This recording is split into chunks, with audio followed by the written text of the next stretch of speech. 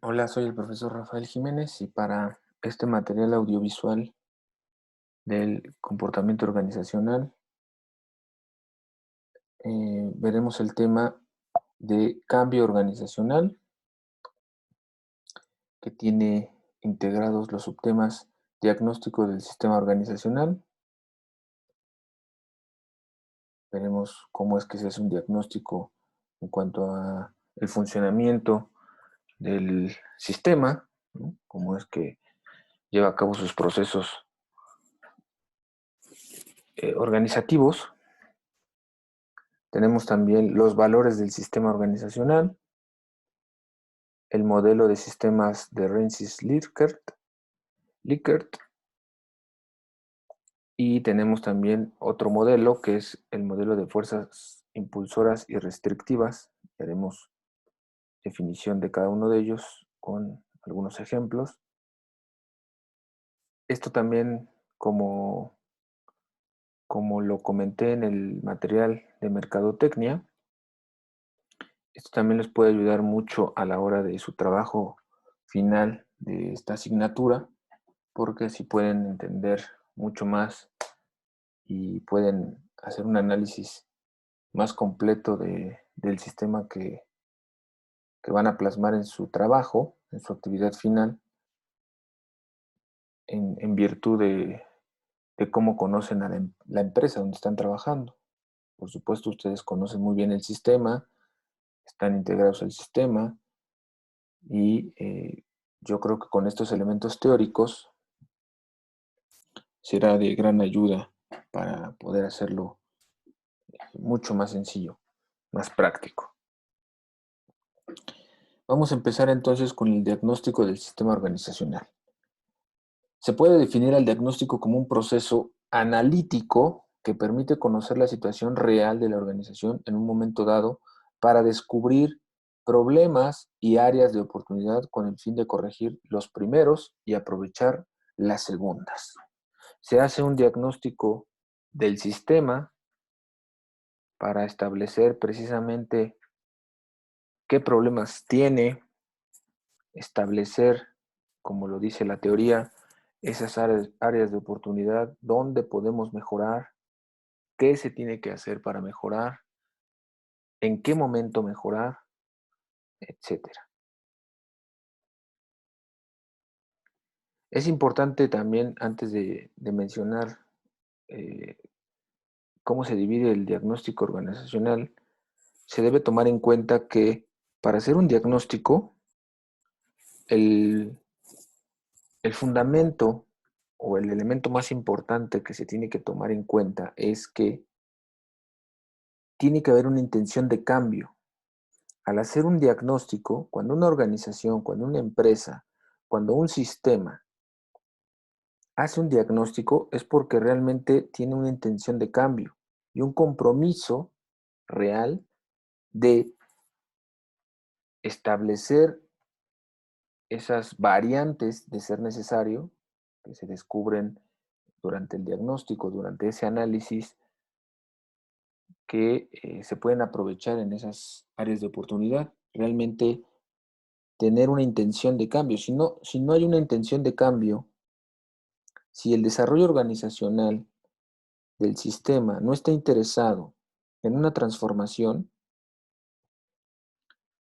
el diagnóstico será realmente obsoleto, porque solamente se quedará en un análisis vacío y no producirá nada, que en realidad lo, lo fundamental es que realmente pueda resultar de cambios en el sistema.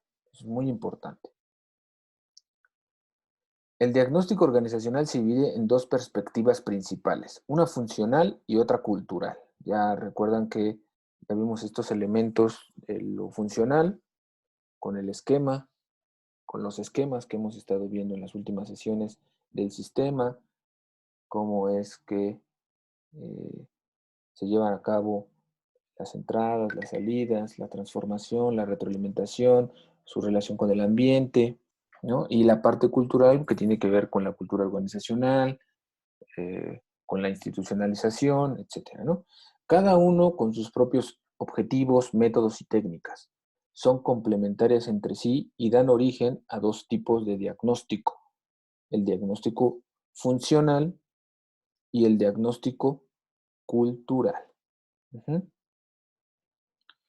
En el diagnóstico funcional es examinar principalmente las estructuras formales e informales de la comunicación, las prácticas de la comunicación que tienen que ver con la producción, la satisfacción del personal, el mantenimiento de la organización y la innovación. Es decir, el diagnóstico funcional tiene que ver con todo lo que ocurre en el sistema, ¿no? El feedback, eh, las entradas, las salidas están funcionando, si realmente se está interactuando bien con el ambiente. ¿Mm?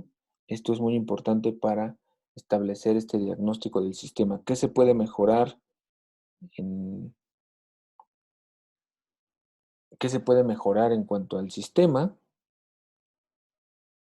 Y para precisamente lograr esas variantes que ya habíamos mencionado al principio, ¿no? Este diagnóstico funcional pues permite básicamente evaluar la estructura interna, perdón, evaluar la estructura interna y formal del sistema, evaluar los sistemas y procesos de comunicación, lo que ya habíamos comentado, y evaluar el papel, la eficiencia y la necesidad de la tecnología también en la comunicación organizacional. Todo lo funcional tiene que ver con estos canales de comunicación, si la información está siendo recibida, si el feedback es adecuado, si es que la dirección no está interviniendo lo suficiente para establecer las condiciones necesarias que el sistema esté funcionando. Por eso se llama funcional, como dice su nombre, ¿no? En este sentido funcionalista, en esta perspectiva funcionalista. ¿Cómo funciona el sistema? Ese es el primer diagnóstico en virtud de estos elementos, ¿no? Realmente establecer si las entradas, las salidas, el feedback y todo lo que ya comentamos en cuestión del sistema, en su funcionamiento, pues esté, esté operando como debe operar para alcanzar los objetivos organizacionales. De no ser así, ya lo comentamos, tienen que tener la iniciativa, tienen que tener la inquietud de realmente poder mejorar esas, esas funciones. Se pueden utilizar algunos métodos y técnicas para realizar este diagnóstico funcional. Se puede, por ejemplo, hacer un análisis de los medios de comunicación y de intercambio de información que hay en el sistema, que existe en la empresa. Se pueden entrevistar a a los, al personal, al recurso humano, a los trabajadores. Se pueden hacer de forma individual, de forma grupal, lo que comenta la teoría, ¿no? Su satisfacción, el nivel de producción, cómo se sienten, cómo, si están motivados, si están capacitados. También pueden ser entrevistas grupales, ¿no? Pueden hacerse también un análisis de experiencias críticas, es decir, que cada uno de los trabajadores haga un relato de su propia experiencia trabajando en la empresa. Probablemente algunos de ustedes llegó a realizar alguno de estos métodos para determinar la funcionalidad del sistema, ¿no? Hacer preguntas, establecer canales de comunicación mucho más constantes, mucho más directos para conocer precisamente la situación funcional del sistema, de la empresa en este caso, ¿no? Entonces pueden ser también, como les digo, entrevistas individuales o entrevistas grupales para establecer también esta situación de los grupos de trabajo que también ya habíamos comentado en materiales anteriores. Después tenemos el diagnóstico cultural, que es una sucesión de acciones cuya finalidad es descubrir los valores y principios básicos de una organización. el grado en que estos son conocidos y compartidos por sus miembros y la congruencia que guardan con el comportamiento organizacional, lo que ya habíamos visto de la cultura organizacional, ¿no? Es decir, estos valores que tienen los individuos respecto a la empresa, ¿no? ¿Qué te transmite la empresa? Esta identidad que tienes con la empresa, estos valores eh, que son complementarios con los valores individuales. Si el individuo alcanza sus objetivos, por consiguiente, la organización también lo hará y lo harán juntos con estos valores, estos principios que siguen ambos. Ujú. Para esta, para esta, para este diagnóstico cultural se puede establecer que lo fundamental es evaluar el contenido de las producciones en cuanto a los significados de los miembros, ¿no? Es decir, sus tradiciones, la filosofía, el comportamiento dentro de la organización, ¿no? Cómo se llevan, cuáles pueden ser inclusive hasta sus ritos, ¿no? Por ejemplo, antes de trabajar, pues no sé, tomarse una taza de café, ¿no?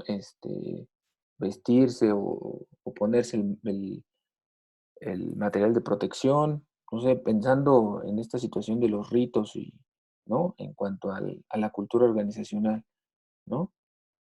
¿Cómo es que es esta comunicación personal entre ellos? Si se llevan bien, cómo se trabaja en equipo, cómo es que establecen relaciones mucho más cercanas, cuál es su sentir, cuáles son sus valores, sus principios y qué necesitan también para alcanzar sus objetivos. Porque como ya mencionamos, pues con eso se alcanzarán también los objetivos organizacionales. Eso es lo que se hace básicamente en el diagnóstico cultural respecto al sistema. Es la diferencia con el diagnóstico funcional, que es cómo funciona, valga la redundancia, valga el nombre, por eso es su nombre, y en cuanto al diagnóstico cultural, pues es el comportamiento, el sistema, cómo es que interactúa los individuos con los demás recursos. Después tenemos los valores del sistema organizacional, que esto va muy de la mano, por supuesto, con la cultura organizacional, ¿no? Que son los aprendizajes estratégicos relativamente estables en el tiempo, ¿no? Es decir, los valores también pueden cambiar, ¿no? Todas las empresas, todas las organizaciones, pues tienen esta identidad empresarial, organizacional, ¿no? Donde está su misión, su visión, sus valores, que van, van encaminados a lo mismo, son complementarios. Esos son los aprendizajes estratégicos que se tienen, ¿no? Los valores no pueden ser diferentes a lo que establece su misión o su visión, pero por supuesto pueden cambiar en un momento dado, si así lo requieren. ¿Qué disciplina los estudia? Bueno, pues la axiología o la teoría de los valores. En este caso, pues tiene mucho que ver con el comportamiento organizacional, eh, digamos, en términos de esta relación, esta vinculación de los recursos humanos, del sistema, cómo, cómo son estas relaciones con el propio sistema, entre ellos en el sistema y con el propio sistema. Así que también es muy importante tomar en cuenta esto, aunque también se puede hacer desde el punto de vista de la teoría de los valores. ¿Cuáles son sus características? Bueno, durabilidad, satisfacción, jerarquía, flexibilidad. Todos estos principios o características que tienen los valores de la organización los vamos a ver ya a detalle en la siguiente diapositiva. Por ejemplo, aquí, cada empresa, aquí vamos a tomar algún ejemplo de referencia, porque cada empresa decide cuáles son los valores que guían sus acciones, dependiendo del momento histórico en el que se encuentre Un ejemplo de ello, pues algunos de estos valores pueden ser, por ejemplo, rectitud, honestidad, trabajo en equipo, productividad, y ustedes véanlo también para cuando hagan este análisis del sistema en el que trabajan, en el que están inmersos, cuáles son los valores que tiene esta empresa y si, ojalá también en el trabajo final, puedan establecer si en algún momento dado, durante su estancia en el sistema, han sufrido cambios y por qué han sufrido cambios, por lo que ya estamos comentando, ¿no? De este diagnóstico del sistema funcional y cultural. Si en un momento dado la empresa, la organización, la institución en donde están trabajando tuvo que recular para cambiar estos valores, ¿no? Tiene que ver con, por supuesto, los valores que tienes también como individuo. Tú te vas a identificar con una empresa, te vas a sentir bien trabajando en un lugar que tienen los mismos valores que tienes tú, que te fomentan esos mismos principios, que te los fortalecen y que te permiten ser para que al mismo tiempo sea la empresa. Se logren los objetivos individuales y los objetivos institucionales. Así que tomen en cuenta mucho esto, porque cuando hagan el análisis de la cultura organizacional de su lugar de trabajo, pues tienen que tomar en cuenta esto. Mencionarán cuáles son los valores que tiene la empresa.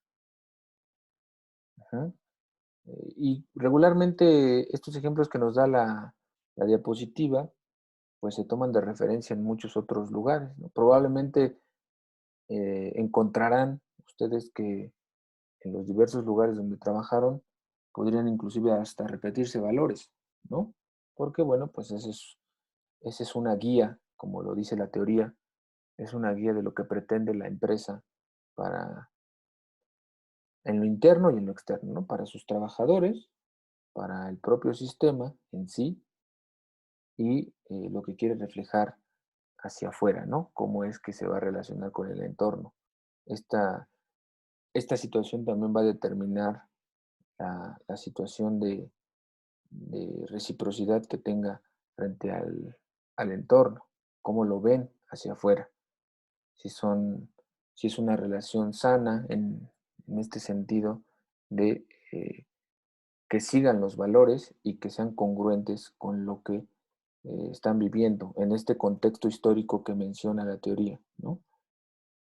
Un momento histórico determinado.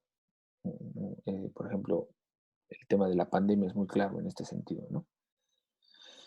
Después tenemos un modelo de sistemas. Ya habíamos aclarado que la teoría de sistemas es la base para la asignatura. Sin embargo, también veremos otros modelos, otros sistemas que ayudarán al entendimiento de los temas de la asignatura, ¿no?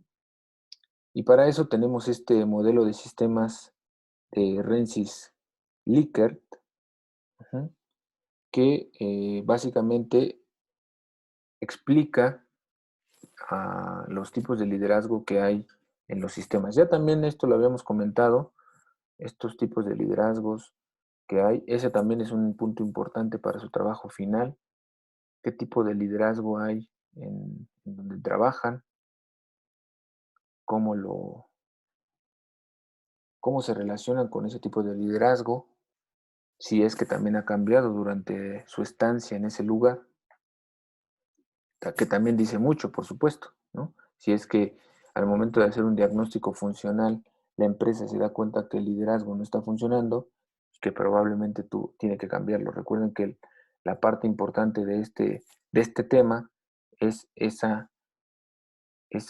voluntad de querer cambiar lo que se tenga que cambiar, ese deseo de realmente tener variantes, si es que se identifican algunas fallas o si hay algunas zonas que mejorar, ¿no? Y en este sentido, Rensis Likert cita 4 sistemas para explicar el liderazgo, ¿no?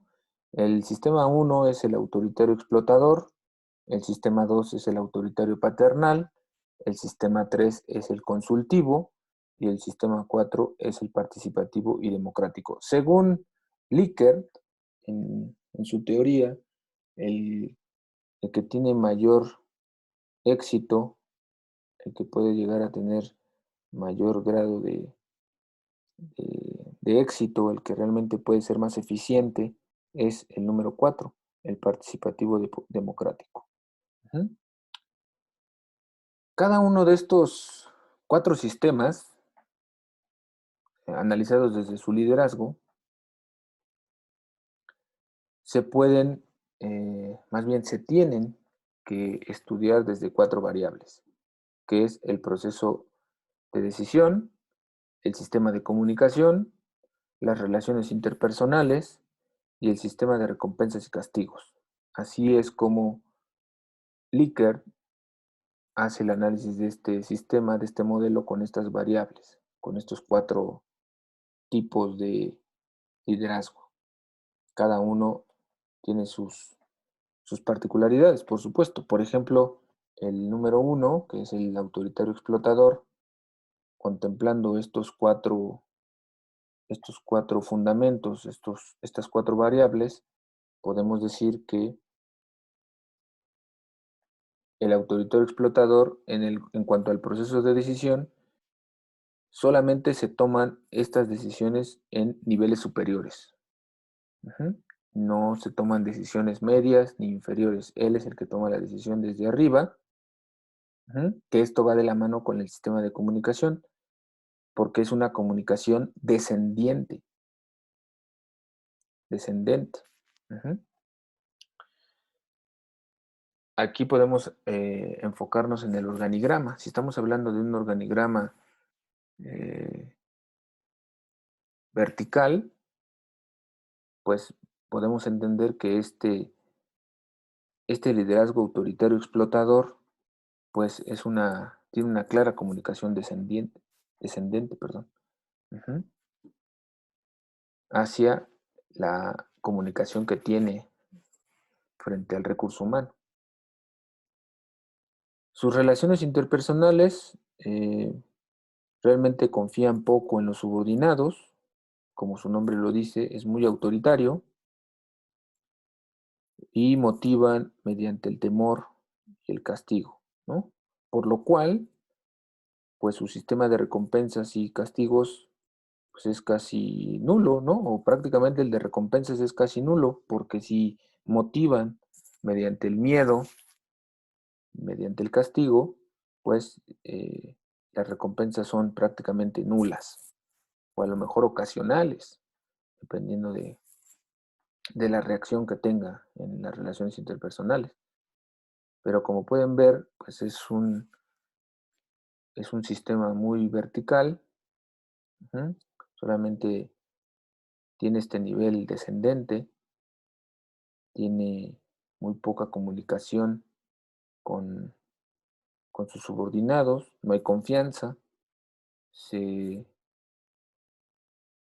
se tiene una dirección basada en el temor, ¿no? Y en el castigo. No hay recompensas o muy pocas. Después, en cuanto al autoritario paternal, en cuanto al proceso, en cuanto a la variable del proceso de decisión, permiten una cierta delegación en la toma de decisiones. Aquí el autoritario paternal puede delegar ciertas actividades, ¿no? Pero no suelta, digamos así, no permite la delegación de decisiones mucho más complejas de acuerdo a su posición. Suelta algunas, permite algunas en cuanto a que no sean tan importantes respecto a su trabajo, ¿no? A su toma de decisión. En cuanto al sistema de comunicación, de vez en cuando permite, también es vertical, porque estamos hablando que es autoritario, ¿no? También es vertical, es descendente, pero de vez en cuando puede haber una comunicación ascendente. Puede que en ocasiones tenga que solicitar algunas opiniones, algunas ideas a los subordinados, ¿no? Que hay, de alguna manera, cierta relación vinculatoria. Algunos, como su nombre lo dice también, en cuanto a las relaciones interpersonales, es paternal, ¿no? Esta relación de cuidar, con esta analogía del padre, ¿no? Este cariño de padre.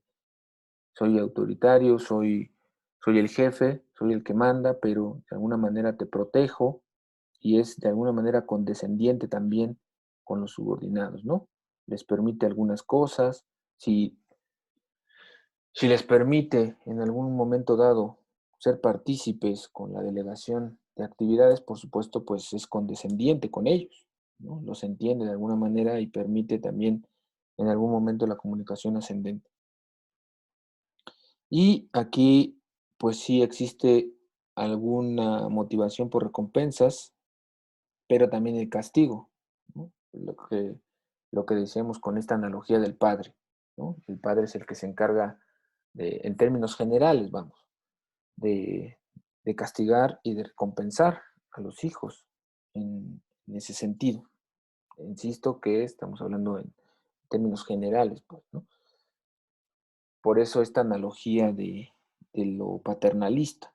Sigue siendo autoritario, pero tiene un cierto sesgo de protección, de confianza, de comunicación, ¿no? Como si fuera esta relación padre-hijo, que no puedes tampoco escalar del todo, ¿no? Tampoco la puedes sobrepasar. En cuanto al sistema consultivo, en las tomas de decisiones, bueno, pues permite cierta toma de decisiones concretas en niveles inferiores y algunas veces también consulta mucho más constantemente a los subordinados. Es decir, aquí ya hay una toma de decisiones, ya hay una eh, subordinación, no, perdón, una delegación más concreta en los niveles inferiores. A diferencia del autoritario paternal, el consultivo ya especifica la delegación de actividades, ¿no? Ya tiene mucho más clara esa delegación de actividades y las responsabilidades que va a tener precisamente a la hora de tomar esa decisión. En cuanto a la comunicación, bueno, pues se puede decir que los flujos de información son aquí sí bilaterales, ¿no? Ascendentes y descendentes. En cualquier momento puede subir la información, puede descender. Ahí está comunicación constante, ascendente y descendente. En cambio, decíamos que en el autoritario paternal pocas veces se podía presentar esta situación ascendente. Aquí no, como es consultivo, pues en cualquier momento puede ser ascendente o descendente. En las relaciones interpersonales, bueno, sí existe una confianza en los subordinados. Sin embargo, como ya mencionamos, en la delegación de las actividades concretas, no dejan de lado la responsabilidad, ¿no? En, las, en la autoritario paternal, sí hay una delegación, pero no dejan la responsabilidad en todo momento en la delegación. Aquí sí, aquí sí permiten de alguna manera que tengan cierta responsabilidad, pero no hay tanta confianza para tomar una decisión a nivel superior, solamente a niveles inferiores, que ya lo habíamos comentado, ¿no? Pues son muy concretas en ese sentido. Y el sistema de recompensas y castigos regularmente suelen ocuparlos de forma constructiva, ¿no? Es decir, hace que ellos mismos piensen, por decirlo de alguna forma, se oye raro, ¿no? Pero que ellos piensen en sus castigos y en sus recompensas, ¿no? Piden opiniones para ser recompensados o castigados, ¿no? Inclusive lo puede hacer abiertamente en estos grupos, ¿no? Decir, ¿qué les parece si hacemos esto? ¿Qué les parece esto otro? Aunque, como es esta relación bilateral, de todos modos tiene la capacidad de tomar la decisión que él decida, por supuesto, este liderazgo, pero pues puede consultar a la base para, para tratar este tema de las recompensas y los castigos. Y por último, tenemos el participativo democrático, que en la toma de decisión, pues promueven precisamente la organización, promueven la participación de los subordinados, del recurso humano, ¿no? En las decisiones, hace que actúen con ellos, los hace partícipes en todo momento, ¿no? Es democrático, es abierto, consulta, ¿no? En cuanto a los sistemas de comunicación, hay aquí sí hay una clara comunicación de compañerismo, de ascendente y descendente, ¿no? Por supuesto hay un grado de jerarquía, pero el trato es un poco más igualitario, ¿no? A fin de cuentas sigue siendo liderazgo, por supuesto, pero se pueden ver en un momento dado en esta relación ascendente-descendente como iguales, sobre todo en las decisiones participativas, ¿no? Y de organización que tienen ambos. Aquí sí, ambos tienen esta iniciativa de organizarse, de participar juntos y de actuar juntos en la toma de decisiones, en la comunicación. En cuanto a las relaciones interpersonales, bueno, pues por supuesto aquí hay una gran confianza, ¿no? No temen a, a recurrir a algunas ideas de los subordinados, no les da miedo o por el contrario, realmente implementan algunas ideas de los trabajadores, del recurso humano, ¿no? Y las utilizan de manera constructiva. En cuanto al sistema de recompensas y castigos, bueno, lo hacen más democrático, ¿no? De acuerdo al grado de participación, al grado de integración, los hace partícipes también en ese sentido. No que elijan su castigo, su recompensa, como en el anterior, que es el consultivo, sino acá sean más, eh, sean más conscientes precisamente de la recompensa y del castigo, ¿no? Acá es como elige cómo te recompenso y cómo te castigo. Acá es piensa, sé consciente si realmente necesitas una recompensa, la mereces o si puedes llevarte un castigo, ¿no? Porque si te estoy dando la oportunidad de participar, la oportunidad de organizarte, de tener esta comunicación ascendente y descendente, pues realmente tienes que ser consciente de utilizar este sistema de recompensas y castigos. Y por último tenemos este sistema de fuerzas impulsoras y restrictivas que se puede utilizar. Bueno, ¿qué es este sistema? Es una técnica para diagnosticar situaciones.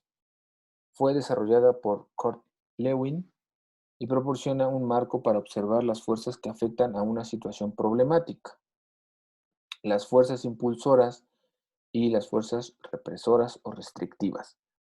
Las fuerzas impulsoras o positivas son las que traen el cambio a la situación actual y las fuerzas represoras o negativas o restrictivas son las que evitan que el cambio ocurra. Es decir, aquí hay una relación eh,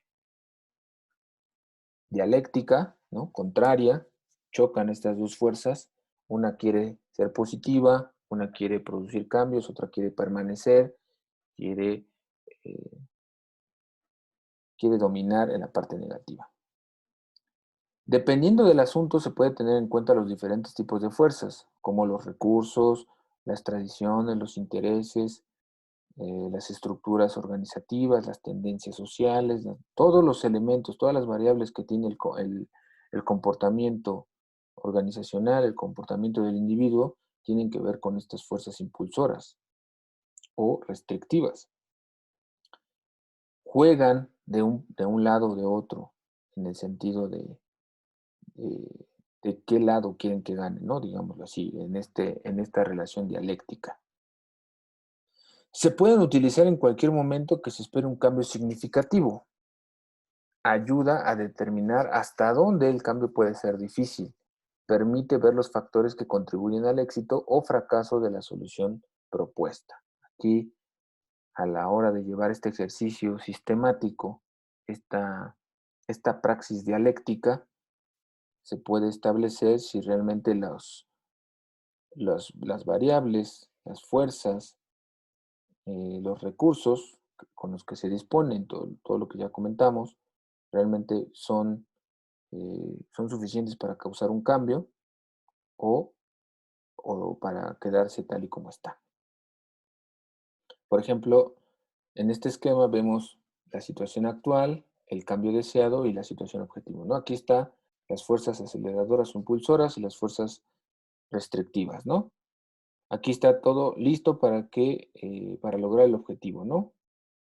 Acciones, conocimientos, procedimientos, cultura, la gente, todo está a su favor, todos quieren el cambio, los recursos permiten este cambio, hay una buena disposición, ¿no? Todas las variables están, están equilibradas para poder llevar a cabo ese cambio. Sin embargo, pues existen estos factores negativos, ¿no? Hay acciones que no quieren, eh, los recursos no lo permiten, la gente tampoco quiere el cambio, se resiste al cambio, los hábitos tampoco permiten estos cambios en cuanto a las fuerzas restrictivas, ¿no?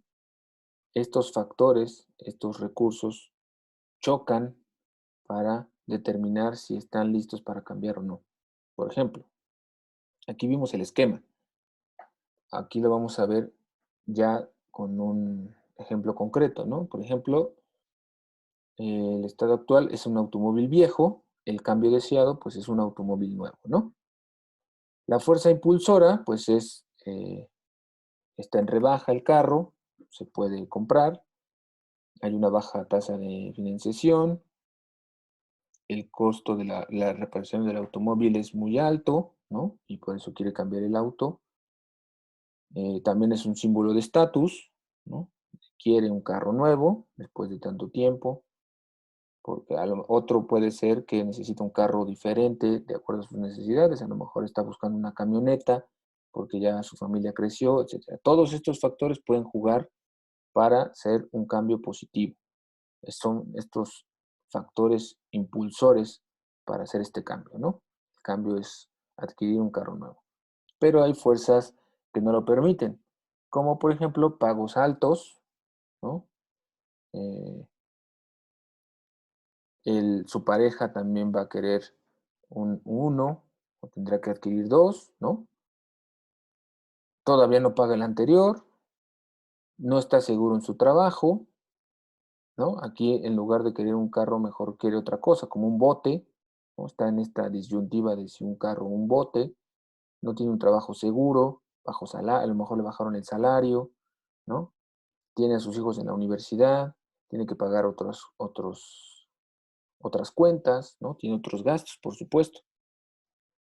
Si ustedes ven, pues pueden hacer este diagnóstico de fuerzas impulsoras y restrictivas, como lo dice la teoría, en cualquier momento, ¿no? En cualquier asunto.